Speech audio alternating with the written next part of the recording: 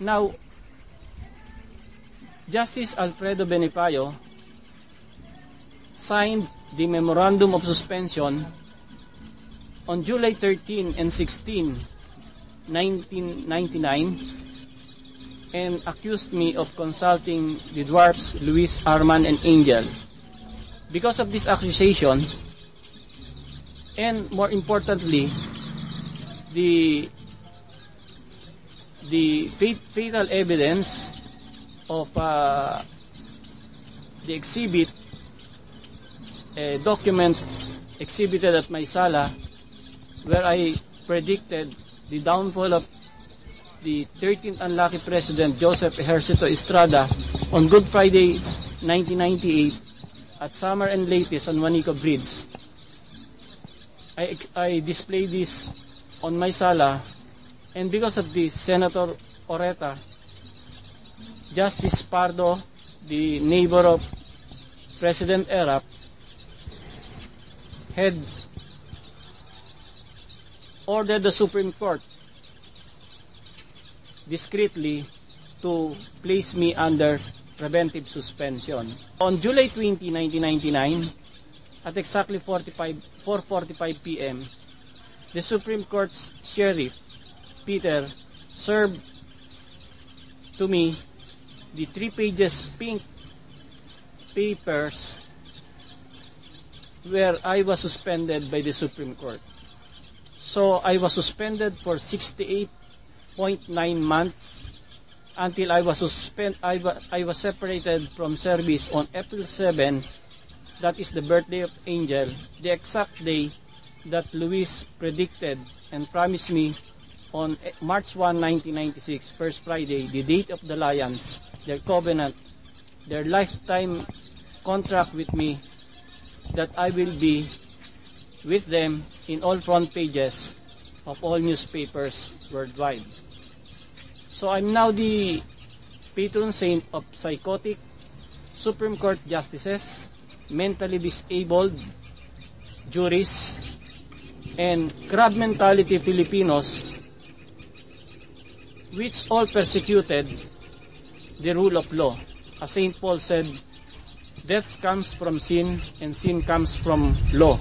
This is the rule of law of Chief Justice Davide, Chief Justice Puno, and Chief Justice Panganiban. The rule of vengeance, anger, hatred. Wala silang puso, merciless hearts. And therefore, on July 22, 2000, Luis burned the entire Malabon Halls of Justice on my first anniversary, except my sala, which was fully preserved. Now on February 21, 2001, Justice Alfredo Benipayo, as Luis had promised and predicted, had undergone angioplasty. As if this is not yet enough to prove that Luis is the angel of death.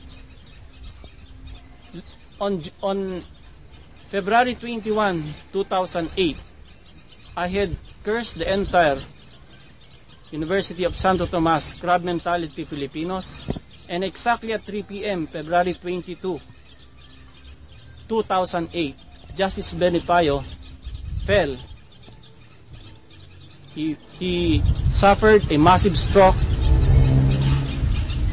at Iloilo, and he was brought to St. Paul's Hospital.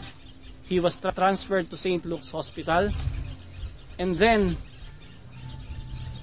until today, as the Varsitarian Journal of the UST on March 2009 published, Justice Benipayo could not return as the Dean of UST College of Law.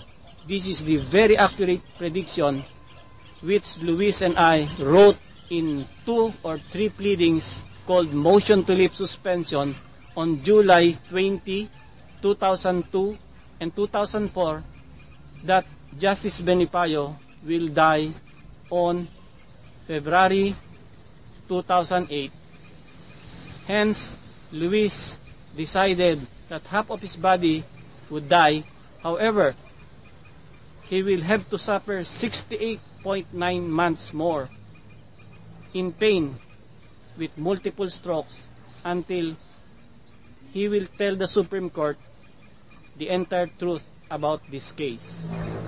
For the first time in history of the Supreme Court since June 12, when it was created under American rule, no Supreme Court justice had ever retired before finishing the term at the age of 70. My ponente, meaning the one who should write my decision, Supreme Court Justice Maria Alicia Austria Martinez,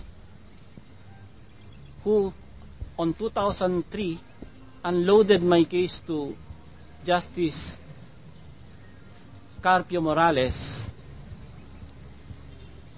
had on 2002 suffered Alzheimer's disease, the dreaded disease that took the life of President Ronald Reagan.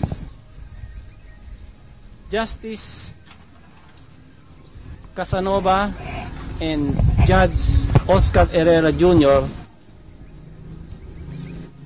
confided to me on 2002 at Branch 80 RTC Malolos, Bulacan, that Justice Martinez had suffered Alzheimer's. She bowed down on April 30 with this most painful disease. On November 8, exactly as Luis predicted, my counsel of record in this case, Attorney Rene Sagisag, suffered a almost fatal accident where his wife Dulce died instantly. With 20 days in the ICU, until today, he could not forget that this suspension case is a living curse, not only upon his family, up to the fourth generation, but upon the entire judiciary.